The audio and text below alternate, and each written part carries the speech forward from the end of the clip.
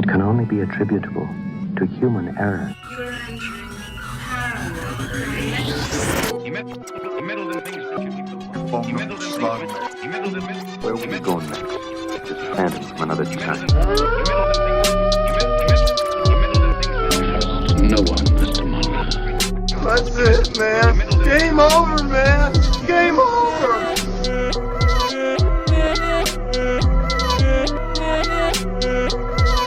That is one big pile of shit. Hello everyone, welcome back to another episode of Cryptid Campfire. I'm surrounding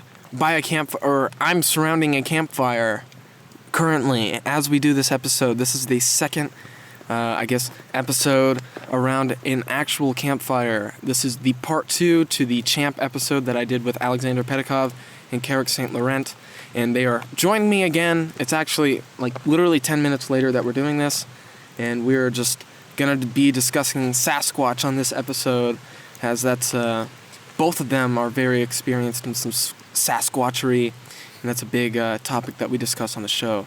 So how you guys doing again? Doing pretty well. It's a rather ominous night, and I think that's a good atmospheric setting for this kind of podcast. Right. So where exactly are we doing this campfire at? We're not doing this campfire in my grandma's closet. we're doing this live in location somewhere in southern New Hampshire, right? So we are in southern New Hampshire. That's all I'm gonna say. And we are in an area where, in my opinion, there's been evidence, or not really evidence, there's been alleged Sasquatch activity, including myself. I can't say definitively, but I've had some strange things happen here. Mm-hmm. And we are intently listening to the woods around us because this is the exact area where I've recorded wood knock type sounds. So we're hearing a lot of stuff falling and breaking because it is a little windy out here. So obviously you cannot rule out those sorts of noises. But basically I'll start out by saying this is an area near where I went to high school.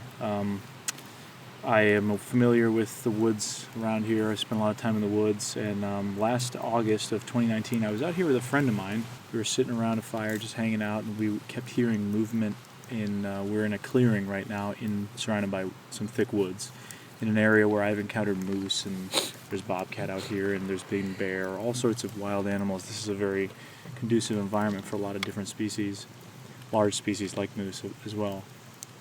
And August of 2019, I was out here with a buddy, and we kept hearing stuff in the woods around us coming from 3 directions. I had an audio recorder running all night, and Karac is hearing something.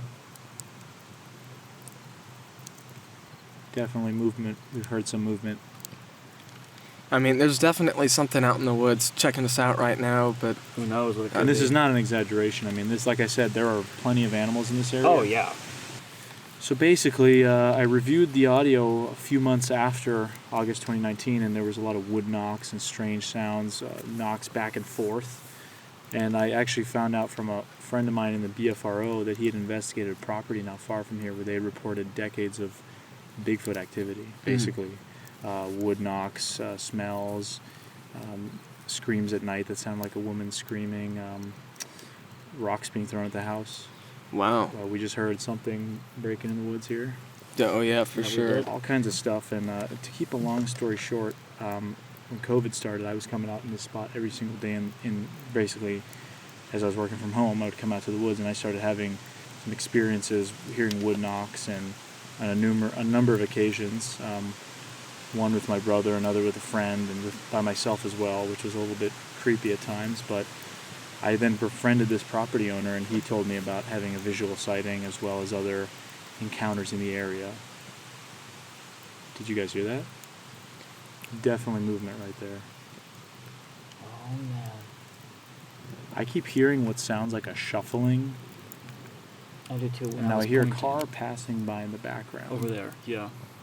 We are on Yeah. a road. Well, we're not on a road, but we're right next to one. So Fairly close to a very that goes. like yeah. a dirt road, a back road. So this is not a main road or anything like Yeah. that. And southern New Hampshire is full of those. Yes, a whole state of New Yeah. Hampshire, in fact. I mean, so yeah, long story short, I had a series of encounters, and we can talk a little bit more specifically about those after, but that's the basis of the area we're in. Right. Mm. And Now, we can actually listen to your wood knock recording, correct? yeah, I have them on my YouTube channel, Sasquatch Out of the Shadows. Sure. Posted a couple months ago.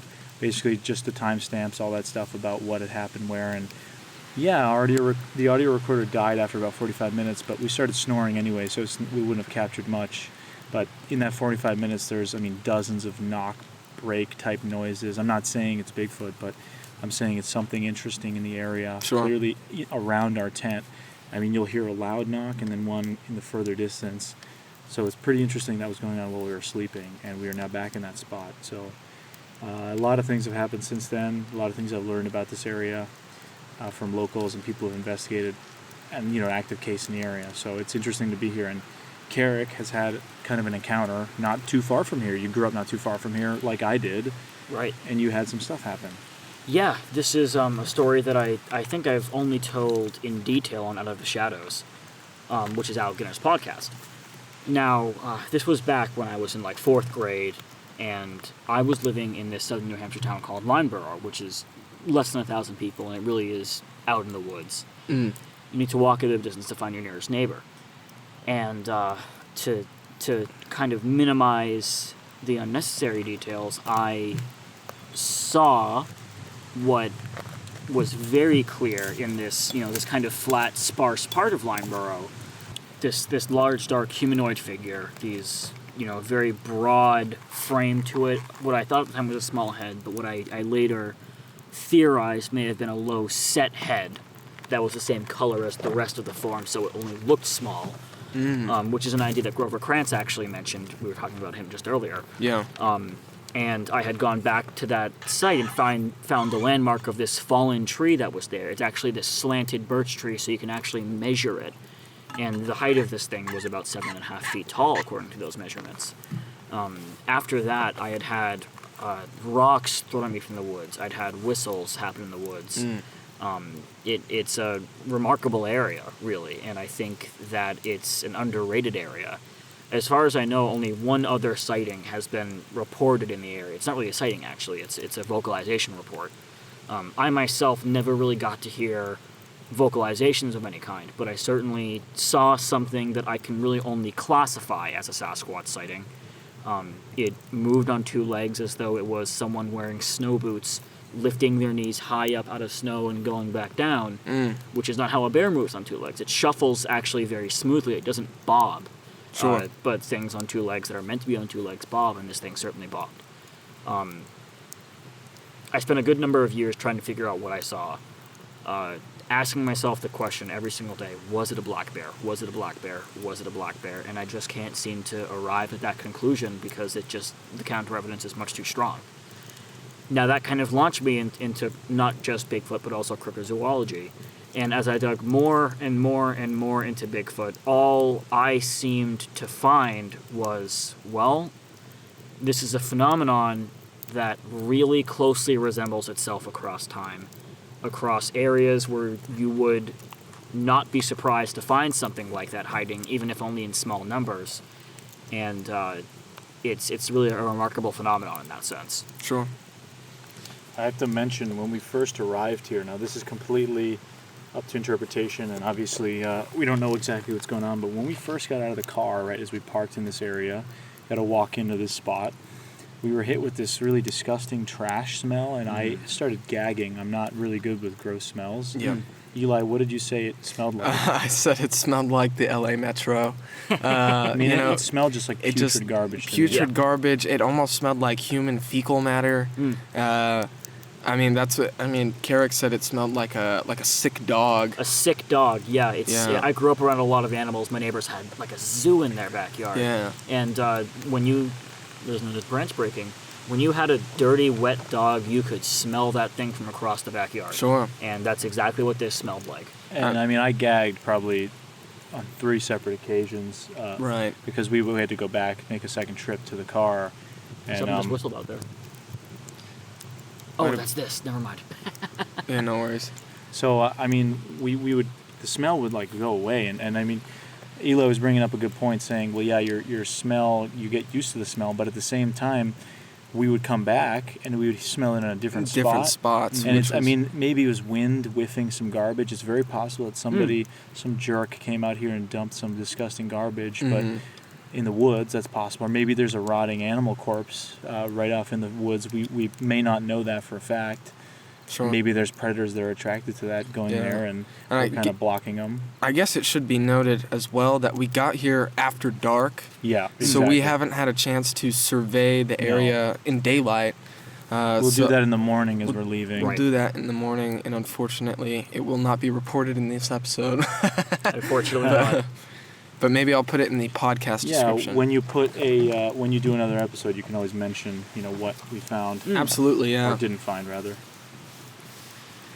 Yeah, but I mean, I guess I just wanted to discuss. Man, this is really short. Here it is again. What was it? The shuffling.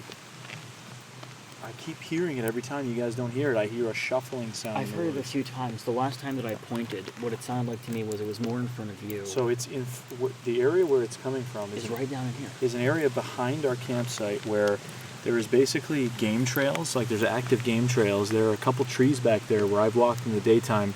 You could easily stand behind there and watch everything that's going on in this clearing here. Because people use this as a little shooting area and other sort of stuff. Hang out. Kids drink beers out here sometimes, but not many people use this area a lot. So it's just a very interesting spot. And, for me, it's just something that, combining all the stories I've heard in this area and stuff I've experienced recently, as well as last August, there just seems to be something going on. I don't know what. Mm-hmm. But it's a conducive environment for moose and other large animals, so it's a good environment for anything, basically. Right. Yeah, I mean, it's a pretty large area, like you said. It's just heavily wooded.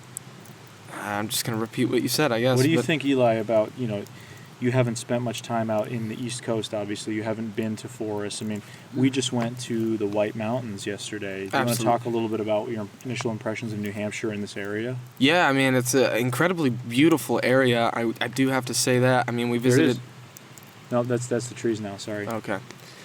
We visited the Betty and Barney Hill site, actually, yesterday as well. But, I mean... heavily wooded. I mean, we went up to the top of Mount Washington, actually, and got a really good view. It was really clear of just the entire forested area around. And, I mean... You had the best view, basically, east of the Rocky Mountains. Right. On the top of Mount Washington. There's definitely plenty of space for stuff to hide in the woods out there. Just, if something doesn't want to be found, it doesn't have to be found. I think that's just... the number one thing for me, I guess, for anyone who's very highly skeptical of Bigfoot, I just don't think they understand how big the woods are. Because New Hampshire and Maine and these areas, they're small states. Compare that to the PNW, to Alaska, Saskatchewan, Alberta, British Columbia, I was Quebec. Say Canada and Alaska especially. Oh, yeah, absolutely. I mean, truly the last frontier, as it's known, right? It's just, especially because New Hampshire, prior to coming here, again, I'm going to repeat my sentiment about Lake Champlain. It's kind of just the name. You just kind of hear it, especially growing up in California. It's on the other side of the country. New England's just like this formless mass of like state, Massachusetts, New Hampshire, Maine. Like, what does that all mean? It doesn't really matter because it doesn't affect California in any way, So being here in New Hampshire is like, and seeing that there's so many mountains, and they're seeing, the Franconia Notch and all sorts of just Mount Washington and just all these things. It's just like, wow, there's like actual definition to the state of New Hampshire, which sounds so mean. I'm sorry, world. Well, now you've seen it. Now you have an image of that in Vermont. I mean, just that drive to Vermont. Think about all those mountains. Yeah.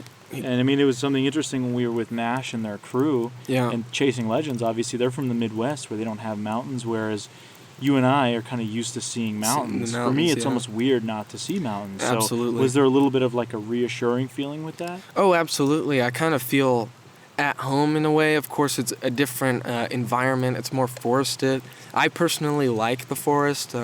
Not a huge fan of the desert, but like you said, I don't feel enclosed by the mountains by any means. I grew up in a valley, literally surrounded by mountains, so it's like, again, same as you, I feel strange if I'm not surrounded by mountains, and that's all this is. It's just I'm surrounded by mountains. Which I think is funny contrast because some of the folks in Chasing Legends and her crew was saying they felt almost trapped by the mountains. Right. They said we're surrounded by mountains. There's no why, because in the Midwest they're used to just being able to go out in any direction. It's just flat everywhere. They're like you could escape in many directions. And I say, well, for me it's like I see the mountains and it's reassuring because you can escape into the mountains, hide in a mountain valley, caves, all sorts of stuff. Right. And I know in your documentary Lions of the East, you examine mountain lions or catamounts being out in New England. Yep. Specifically, officially, according to the U.S. government, they're extinct out here. Right. In California, we have mountain lions on the regular. Every couple of years, someone gets killed by a mountain lion. Right. So for me, that was definitely interesting, having something so common to me being controversial. A cryptid. A cryptid out here in New England is like pretty wild, but as you examine in the documentary, there's plenty of evidence for mountain lions still existing out here. Physical evidence. There's DNA proof that they're stepping through here. Absolutely, and mountain lions are not small by any means. No. They're not, and just the fact that there's mountain lions out here. Not everyone has seen them. In fact, so little people have seen mountain lions, they're considered extinct by the U.S. government. Of course, we could really get into the... Yeah, of course. But I mean, it's just that's the way that the mountain lion subject is treated. So you can only imagine something like Bigfoot, that this is not a real established species according to the scientific community, whereas a mountain lion, they used to inhabit this area, now they've been extirpated and they live in the western United States. So something like Bigfoot, Sasquatch, whatever you want to call it, that's not supposed to exist. Right. How would that be treated by officials? And I think what's so interesting about New England in this area is California, that's where the term Bigfoot came from. Right. Sasquatch, that sort of stuff in Washington State or Oregon. You can say that and people think, there's marketing and brands involving it, right? Mm-hmm. It's very well known. Around here, there's still a bit of a stigma against that. People that have these sorts of stories, but there's a long history of folklore. The wood devils, the Hollis flea monster, not that far from where we are now. Other encounters that have happened over the years, different stories and different names for these strange things. And, like I said, it's just a difference in the acceptability. In Washington State, there's Bigfoot everywhere, right? Northern California, too. What's interesting now is you're starting to see an embrace. A lot of these local places in New Hampshire, wooded mountainous areas, use Bigfoot as a logo. Just think about that Bigfoot sticker I got at the Mount Washington Visitor Center there in the gift shop. Oh, absolutely, right. It's starting to catch on because Bigfoot is now known across the country. This part of the country is no different than other parts in the stories that are, maybe the terrain is different. Right. What happened may be different, but it's very similar to Mayaca, Florida, as it would be to the Rocky Mountains, as it would be to the Mogollon Rim. Or the Pacific Northwest, Absolutely. Getting choked by the fire. Yeah, I know, the wind just started really blowing the smoke in our face. And of course, as soon as Alexander stands up, it goes back up again. It never occurred to me prior to doing live Cryptid Campfire episodes around a campfire, the logistics of it, it's like... the things we would need to consider. Right, it's honestly much more comfortable to do this in a closet. It's warm. I'm a little California boy, so it's like, what is it, 50 degrees right now? It's in the mid 50s. By California standards, that is absolutely freezing. Everyone bust out your fur coats. Well, it's crazy. Like a few weeks ago, you texted me saying it was 115 degrees in California, right? Yeah, absolutely. Obviously, that's a bit of a freak occurrence. Of course, but at the same time, when you texted me that, I had been camping in northern New Hampshire, and it had been in the mid 40s that evening. Yeah. I was in a very bundled up, sleeping in a hoodie in a sleeping bag situation. So it's inconceivable, the difference. I mean, that's almost 100-degree difference. Yeah. Very crazy to think about. Absolutely. Yeah. Yeah, it absolutely is. And, it's such a good example of the universal nature, I should say, of this phenomenon. It's like no matter where you go in North America, aside from cities and things like that, of course, wherever there is forest, there is stories of wild man type sightings. Totally. Mm-hmm. And, we were talking earlier about the room that there is for something like that.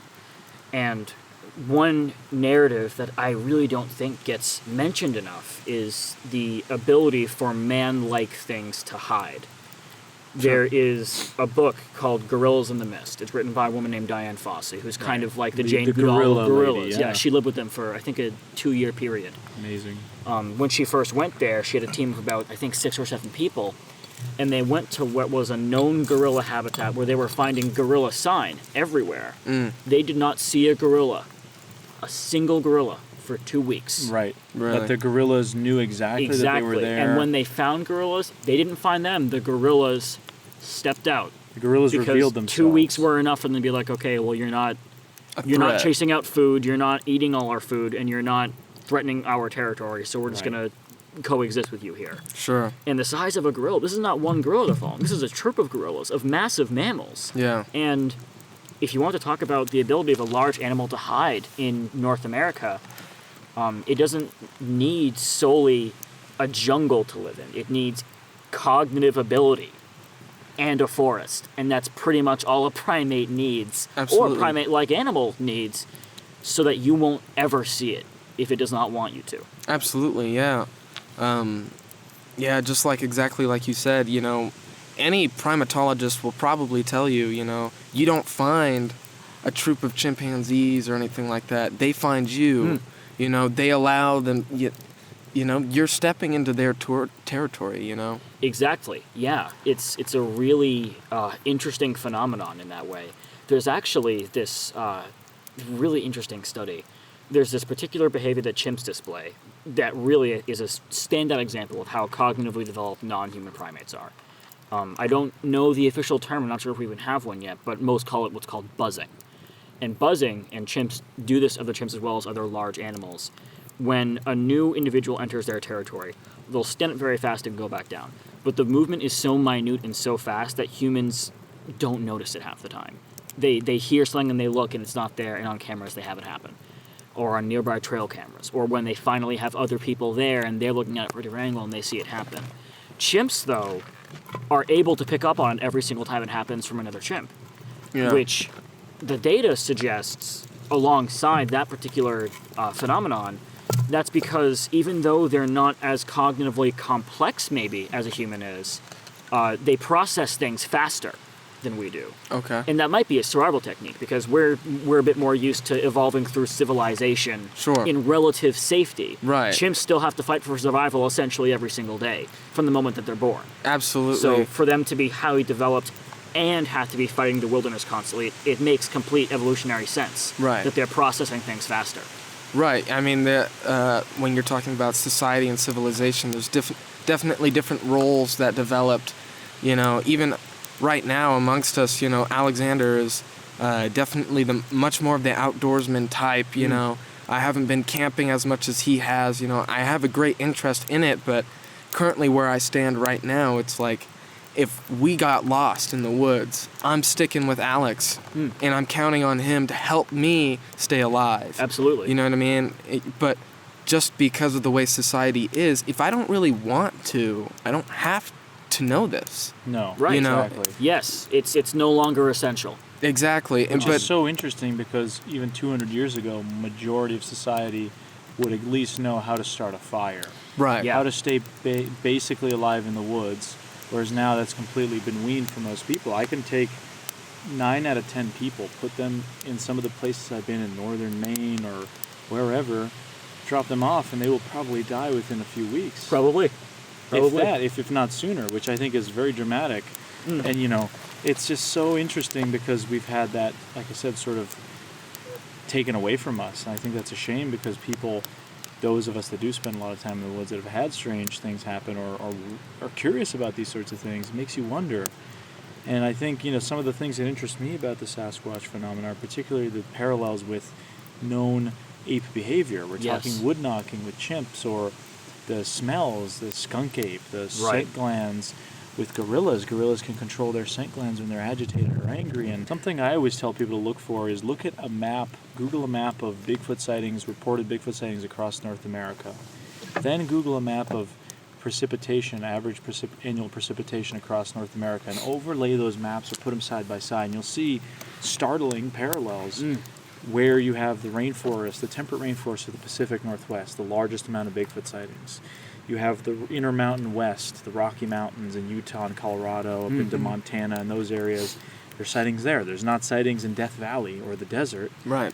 The sightings taper off, and there's almost none in the Midwestern states of Iowa and the Corn Belt and the bread, the bread basket of America. Then into the eastern part of the country, you have the Appalachian Mountains and the green, lush forest where there's a lot of precipitation each year.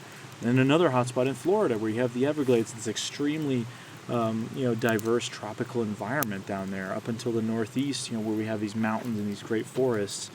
There aren't sightings going on in downtown Brooklyn. Right. So what is going on? I mean, is it all misidentifications with bears, or these sightings, a majority of them, credible sightings, tend to happen in the outskirts of civilization, near these wooded areas, near these mountainous areas, near these mysterious places where you'd expect something to be lurking, kind of not in our midst, but right at the edge of it, and in an area where you have other species that thrive and exist. And that's what's so interesting about this phenomenon. Like Karac said earlier, you can go anywhere. I mean, we were in northern Arizona, right? Yep. We did our Mogollon Monster episode. You think Arizona and you think hot... Basically Phoenix, right? Yeah, it's and like, when we were in Phoenix, it was like 107 degrees. But the day before, on the Mogollon Rim, it was 50-something degrees and cold and miserable, rainy. We were all freezing. Yep.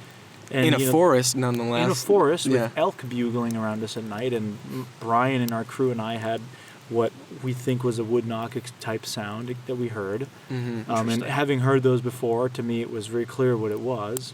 While the rest of the crew was scouring the other parts of the forest. So, sure. But again, that was northern Arizona. That's almost on the other side of the country from where we are right now. Yeah. Yet there's similar stories in both places and across the country. We're in an area where there's plenty of wildlife. I mean, I was out here in March, or rather in May. We had barred owls like mating in the tree right above us, the one right there. And they made some crazy sounds all night. My friend and I are in the tent saying, what the heck? We know exactly what it was, but we're like, I've never heard a barred owl make these kind of sounds. Right. I've heard plenty of other sounds, but these were unique. Yeah. We got to capture that. So there are plenty of animals that could totally be coming into this camp. I mean, 4th of July, the last time I heard knock-like sounds, we had a rabbit that was hanging out. I could show you guys. Obviously, this won't work for the listeners, but right about 10 feet in this area by this rock, there was a rabbit hanging out with us for almost 2 hours.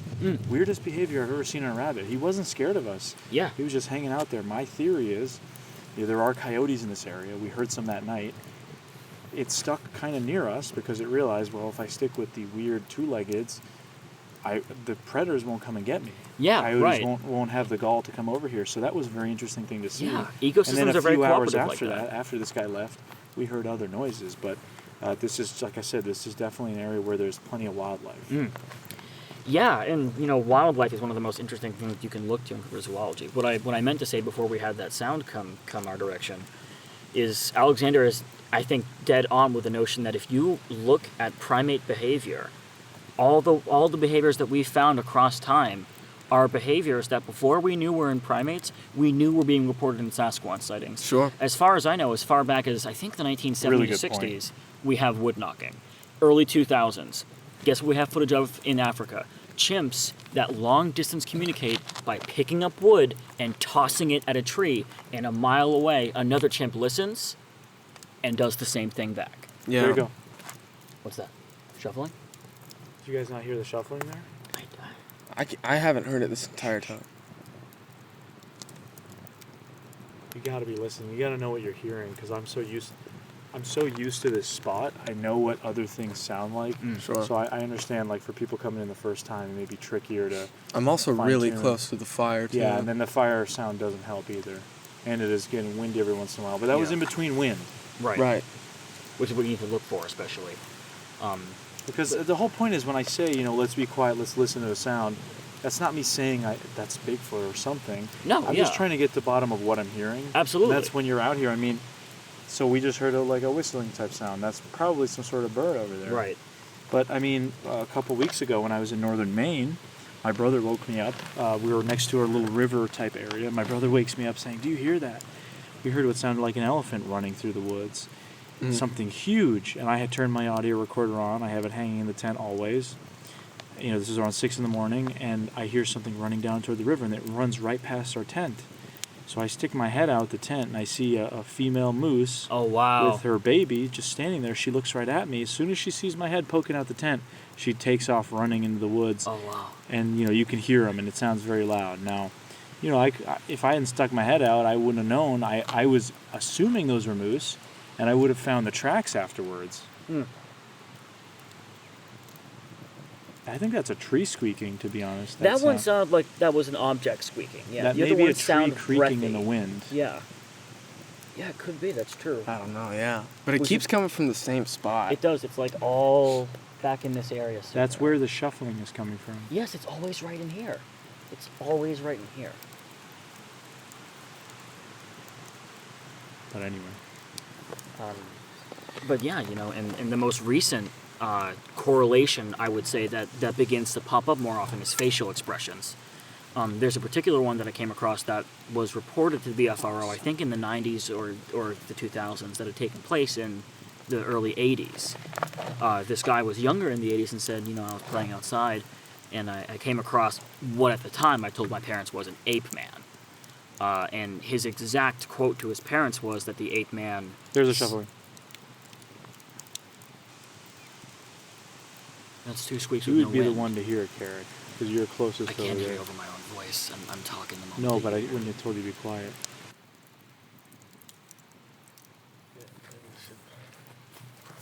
That was definitely interesting. Do you want to pause there or something? No, let's talk about it. All right, so Well, speaking of behaviors, we just heard, again, the shuffling, and I got everyone to kind of stop talking, and we walked away from the fire, and we heard, what did you guys think you heard? the shuffling I didn't get to hear too much. There were some twigs snapping. It seemed like what we all heard at one point was the kind of sound of what you'd expect a thinner but very thick stick to sound like when it hits another stick. And it wasn't wind blowing at that point. Yeah, which Yeah. is It's been a- pretty quiet for the past few minutes. which is a strange thing to hear out in the woods, obviously. Eli, what did you think you heard? I don't know. I just heard something kind of like a. It was kind of like a. That's what I heard. Coming. I guess you can't see it, but right around that direction, guys. So yeah, we have probably about 15, 20 feet on either side of us of this clearing, and then there's just trees, just to help Right. contextualize. Right. It's just pretty interesting. We've just been hearing a bunch of noises, as Aleks mentioned, this shuffling, which I have yet to hear. I think I'm the closest one to the campfire, and just kind It of seems like you might be, yeah. obviously the host, so I'm very focused on. But I mean, I think also what's important to note is that I do spend a lot of time out here, and I'm used to what the sounds are like, so I'm able to kind of differentiate sounds that would be just trees moving in the wind versus something else. Mhm. So I mean, you're sitting next to the fire. I'm always listening because I always listen for this sort of stuff, and you get your ears trained to hearing certain sounds out there.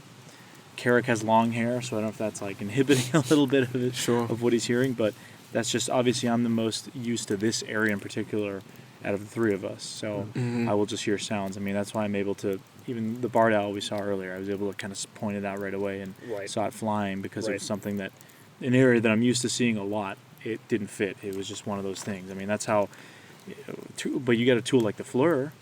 I mean, I drove through here a couple months ago and I got this buck deer, beautiful antlers through the woods with my FLIR. I wouldn't have seen it otherwise. It was a very dark night. So we combine technology and our wits to Right. kind And- of see what we're experiencing. And just to clarify, for those who may not know, a FLIR is just a thermal imaging device. Forward-looking infrared. Yeah, there you go. There you go.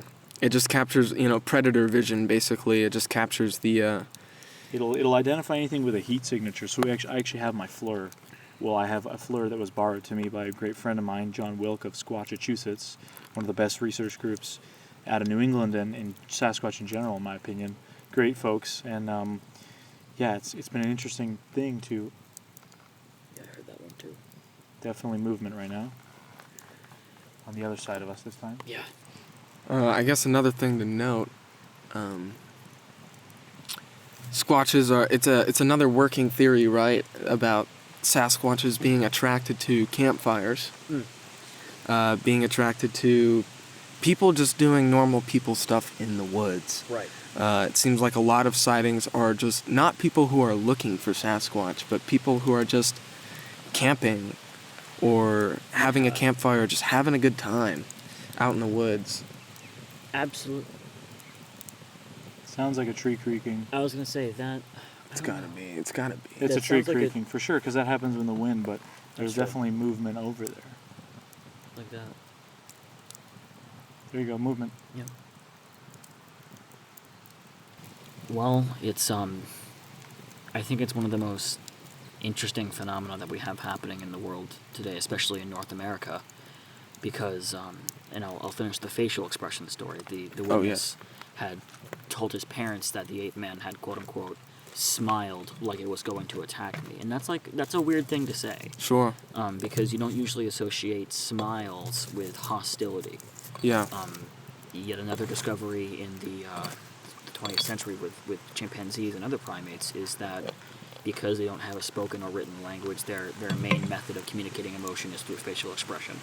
And if you look at the chimpanzee's expression of fear or bewilderment, it's a big, toothy grin. Yeah. Yeah, and then look at the one of the masks, traditional masks from the coastal Salish peoples of British Columbia. Mm-hmm. They have these masks where they almost look like hooting Yes. the lips, and then there's a smile. I mean, Yes. we're talking gorilla facial features. You guys heard that, right? Yeah, it's weird.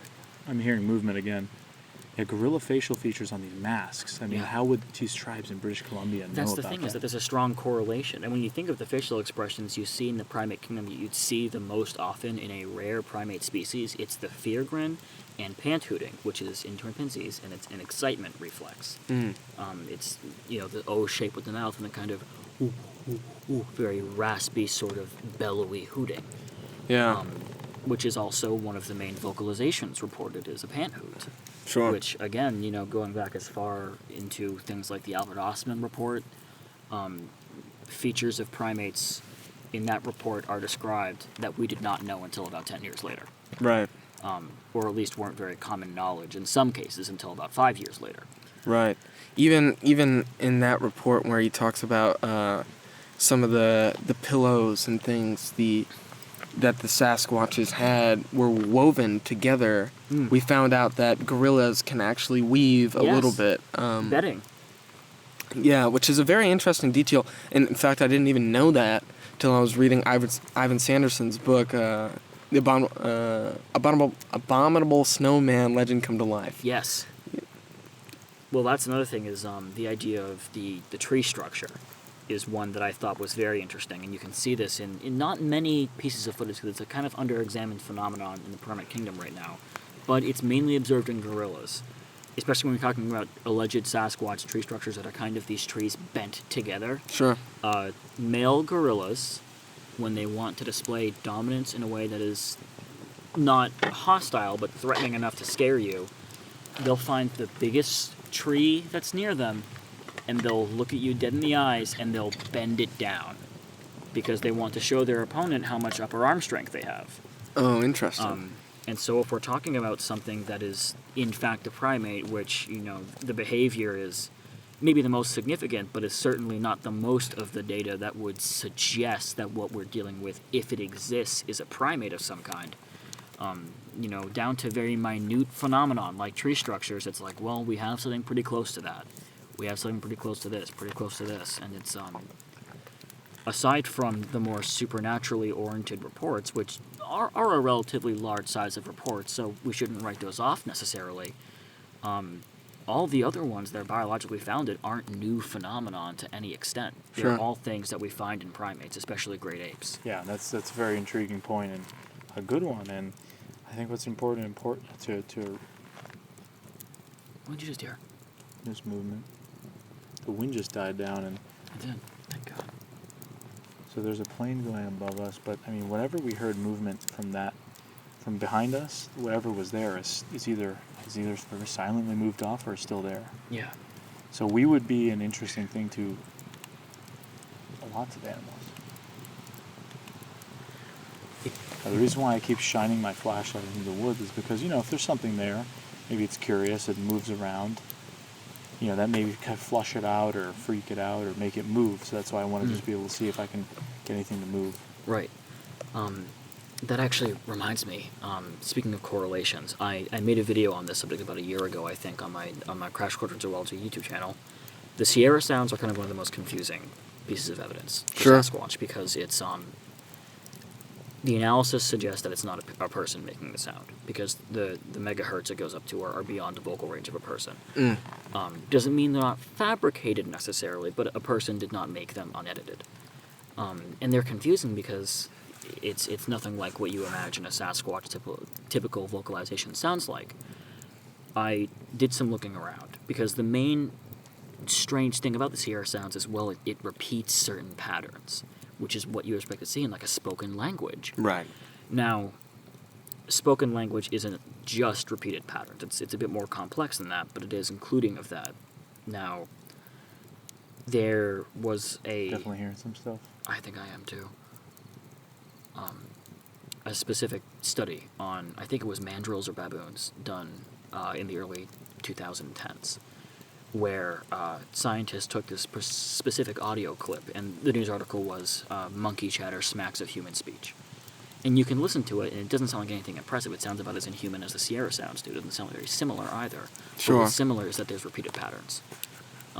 So you have something that's further from a great ape than a Sasquatch, anatomically at least, would be, making strange vocalizations that have repeated patterns. And, even if you hear, like, gorillas playing with each other, you hear the same things. And funny enough, in the Sierra sounds, one of the biggest points of interest in the footage, or in the audio, I should say, is a deeper voice begins to seemingly harass a smaller voice. Is it that what we're hearing is the kind of quote-unquote monkey chatter of an ape disciplining a smaller ape? Could be. Could be, and it's under-examined that it sounds terribly similar to that kind of thing. It really does. Really? I had no idea. I'm glad you said that. I had no idea about that. Yeah, it was interesting. It was a very revealing piece of audio, the baboon audio, because it was like, wow, yeah, it's not the same sound by any means, but it's the same kind of sounds. Sure. The same sort of repetition. Right. Very interesting. No, I'm not trying to be quiet over here, folks. I just keep hearing noises, and I keep just kind of listening in, seeing if I can help determine what it might be. But kind of as we sort of wrap up, I guess, since we're probably eager to just sit back and listen, Eli's going to strum some guitar for us. Maybe that'll bring some curious critters in. Yeah. Eli, for you, I mean, this week has been pretty incredible. We started out champ hunting, searching for Lake Champlain monster. Now we're squatching. I mean, what does that feel like? I mean, it's pretty wild. I just feel like everything's going to be a little bit different now. We'll see. I don't know. It's very different to talk the talk, as it's so easy to do on a podcast. Very different to walk the walk. But I don't think my lifelong interest in this is inducive of me just talking the talk.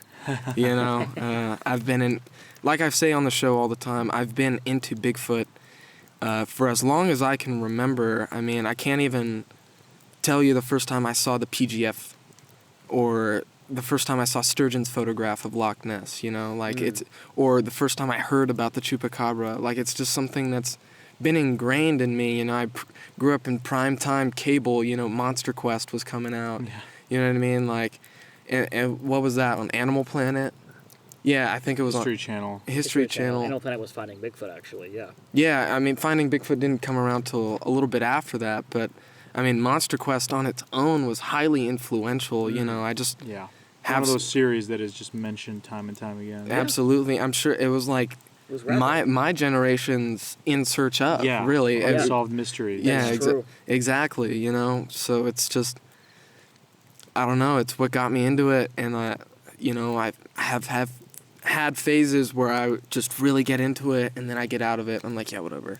And then, you know, it just came about again, this phase where I'm really into it, and I'm just like, I got to do something about this, and thus created Cryptid Campfire, and now it's led me to here with two cryptid researchers around a campfire in southern New Hampshire, and we're possibly experiencing some sort of activity around us right now as we record this episode. I mean, isn't that mind-blowing that we've all been sort of friends on the internet across the country of this common interest, and we end up in places like Lake Champlain, Yep.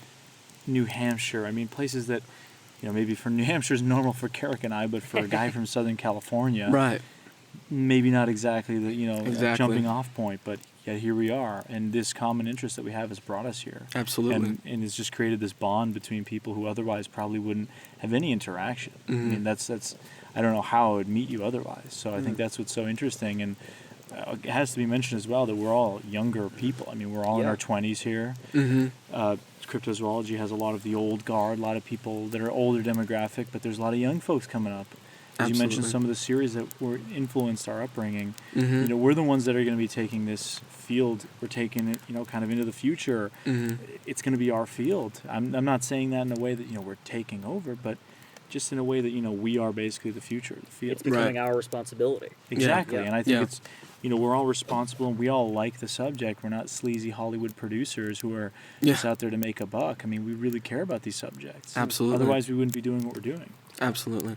And that's so, I think, such a good point to make, because it's what's at the core of cryptozoology. I think is, even when it might sound kind of ridiculous, I think that we, as the only species that can really do it, have an obligation to document our world as best as possible, because who knows how long around we'll be there to do it, and nothing else can do it.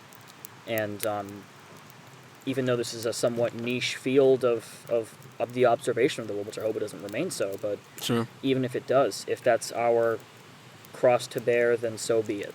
Sure. Well, with that, I mean, I guess that kind of sums everything up. I think you ended it on a really good note there, Karac. And if I want to know more about you, if I want to follow you online, how do I do that? Well, you can find me on my YouTube channel, Crash Course Cryptozoology, as well as the corresponding Crash Course Cryptozoology Facebook group. You can also look at my website, which is linked on my YouTube page. And, of course, there's LCZI page, which is the champ organization that I'm a part of. Sure, yeah. And we talked a lot about that in our previous episode. And, Aleks, if I want to find you online. Yeah, the easiest place is the petakovmedia.com. That's Petakov media.com. There's links to my YouTube channel, Sasquatch Out of the Shadows. That's where you can listen to my wood knock sounds from this area that we're in right now. Just links to everything on the website. That's the easiest place to find me. Absolutely. And I'll on our website, cryptidcampfire.com, I'll put a link to that specific video of the wood knocks in the description of this episode. And if you want to follow Cryptid Campfire, that's at Cryptid Campfire on Instagram, Facebook, and Twitter. That's probably the easiest place to find us. Like I just mentioned right now, cryptidcampfire.com. We put up our web episodes on there, and you can get your official Cryptid Campfire t-shirt on there as well. And if you really can't get enough of us, please check out our Patreon page. For $5 a month, you get 2 exclusive episodes a month, guaranteed. Sometimes you get a little bit more. And you also get an exclusive wallpaper for Patreon listeners only, once a month, designed by our very own Alexander Dai Kaiju, who is actually not with us tonight. He is hopefully at home asleep actually maybe not asleep because of the 3-hour difference in Southern California. So Maybe he's harassing it's only 8 o'clock over there, so I would be surprised if he was asleep. But yeah, thank you everyone. I'm not sure when the next time I'm going to be able to be around a campfire with other researchers. Hopefully we can do this with the main crew, Aleks and Jasmine as well. And I guess with that, I'll say good night, and we'll see you next time.